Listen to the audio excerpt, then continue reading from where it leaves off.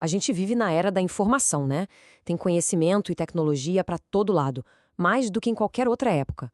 Mas e se a verdadeira inteligência não tiver nada a ver com a quantidade de dados que a gente acumula? E se a chave para uma vida mais plena tiver a ver com uma coisa que simplesmente a nossa educação esqueceu de ensinar? Vamos mergulhar numa ideia que pode, de verdade, mudar o jeito que a gente olha para a nossa própria mente. Essa citação do nosso material de base vai direto ao ponto. Pensa bem, numa época com tantas liberdades, muita gente se sente presa. E não é por correntes de verdade, mas por algo muito mais sutil, que são os nossos próprios pensamentos. E é aqui que a gente entra no grande paradoxo da nossa era.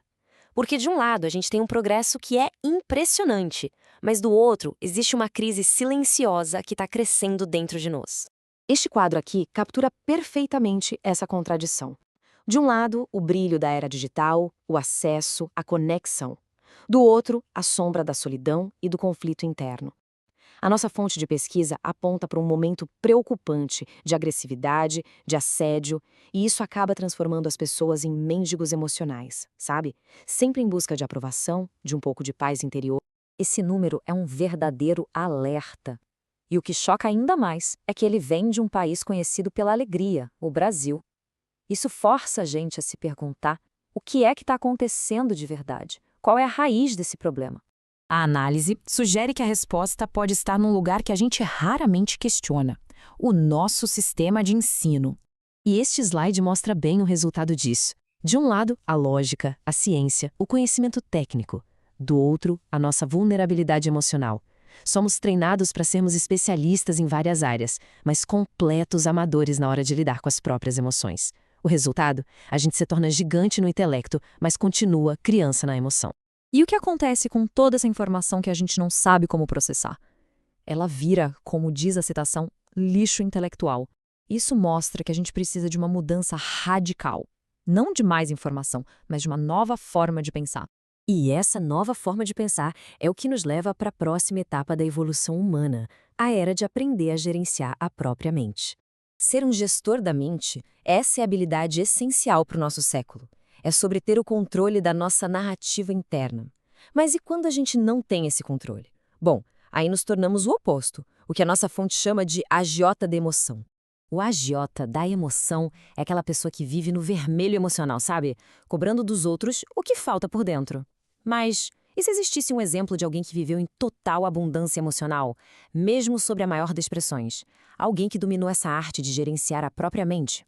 Para explorar essa ideia, o material nos apresenta um estudo de caso bem único e, para alguns, até inesperado. O nosso material de base propõe um estudo de caso fascinante e talvez até controverso. A proposta é analisar a mente de Jesus, mas de uma perspectiva puramente psicológica. Então, deixando a teologia de lado por um instante, o que a gente pode aprender sobre resiliência e inteligência emocional, estudando um indivíduo que enfrentou um nível de estresse que é quase inimaginável? Da infância até a morte, a vida de Jesus foi uma sequência de desafios extremos. E mesmo assim, em cada etapa, a análise psicológica aponta para uma capacidade impressionante de gerenciar as emoções, de manter a clareza, a empatia. Essa resiliência extraordinária nos leva à grande conclusão desse estudo. Então a gente chega numa redefinição radical do que realmente significa ser inteligente. E aqui está a grande virada de chave. A inteligência de verdade não está na capacidade de acumular dados, mas na habilidade de organizar esses dados. Não é sobre o que se sabe, mas sobre quem se é por dentro. Essa nova inteligência é um conjunto de habilidades bem práticas. Gerenciar pensamentos é escolher onde colocar o foco.